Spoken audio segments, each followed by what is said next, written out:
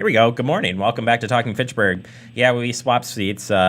Preston is running the board in the back, and I get to conduct the interview, but for good reason. I'm just recently was voted in to join the WCM board. That's the Wisconsin Community Media group for the state of Wisconsin. It kind of represents all the PEG stations across the state. And joining me this morning is Mary Cardona, Executive Director for Wisconsin Community Media. Mary, good morning. How are you doing? Good morning. How are you? Good. I'm sorry I woke you up this morning, but I just had to get you on the show today because big news coming out of the state legislature. Well, as it happens, you didn't wake me up because there is big news at the state capitol, and so I was up bright and early so I could get a jump on all of it. Right. So, Mary, set us up here. What are we looking at? So this is a bill that's for PEG stations, and it was something that was taken away back in 2007. Right. In 2007, the legislature passed a bill that made the state the local franchising authority for cable television systems. In the past, the franchises had been negotiated on the local level, and so cities could work on, with the cable operators, what they wanted to serve the community. And many of them asked for funding for PEG channels, space on the system, and other things. But once the state took over the franchising, localities had no more power to ask for those sorts of things. So this bill would correct some of that.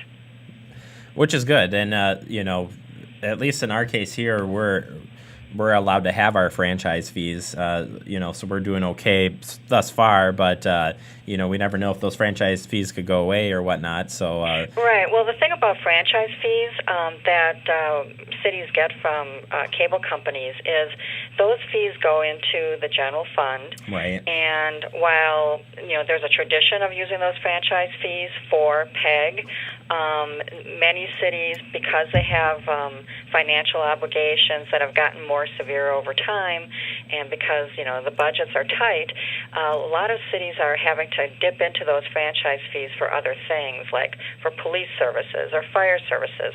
And so one of the things we lost in 2007 was the opportunity to have a designated fee called a PEG fee. And one of the things that this bill does is it allows us to assess a PEG fee again on cable subscribers. And how that would work is a city would pass an ordinance and say, okay, for example, what a typical fee back in 2007 was about 35 cents. And so subscribers would get on their bill a 35-cent fee every month that would help pay for PEG equipment, help ease the budget so that more money can be put into operating, and that would really help our stations serve the missions that they have. Because frankly, I don't know of a single access center across the state that tells me, "Oh, we've got so much money, we don't know what to do with it." Right. Everybody is trying to do so much more with so little. So yeah, this could definitely help as well.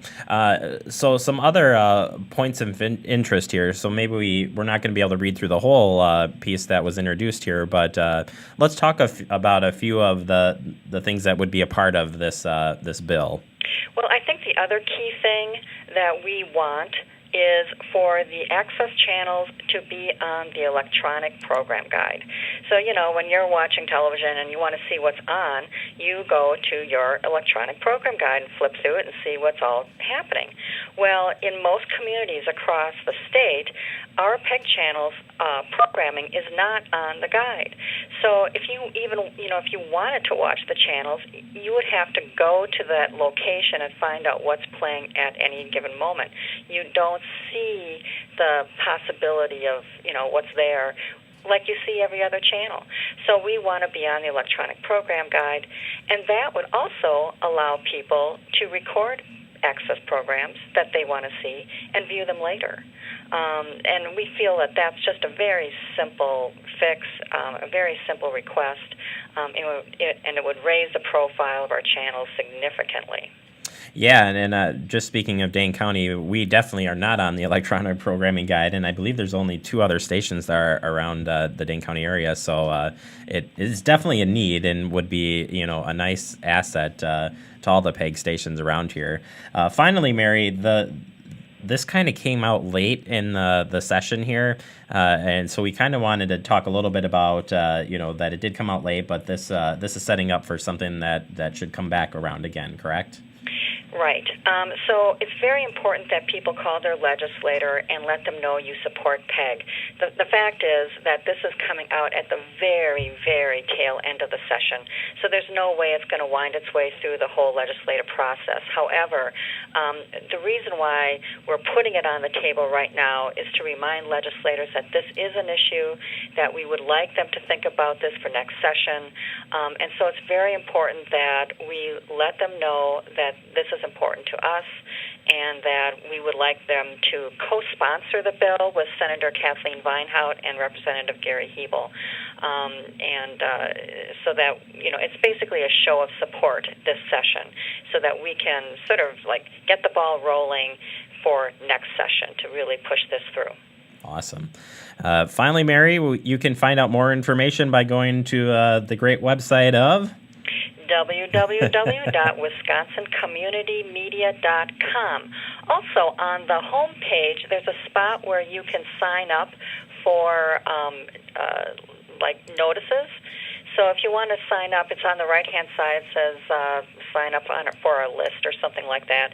And any time that we have a big push like this, we'll contact you. It's just sort of our big list for our supporters, and it's not like we're going to be inundating you with email. But if you want to kind of keep abreast of what's going on, click there, and we'll put you on the list, and you'll be more informed. Thank you so much, Mary, for joining me this morning. Thanks, Jeremy. Good luck in the next couple of days here. I'm sure it'll be very busy for you guys. It will. More early mornings. Right. All right, Mary, thank you so much. Thanks, Jeremy. Bye-bye. Bye. Coming up next, we're going to move into the PB&J this morning, so stay tuned. It is Talking Fitchburg.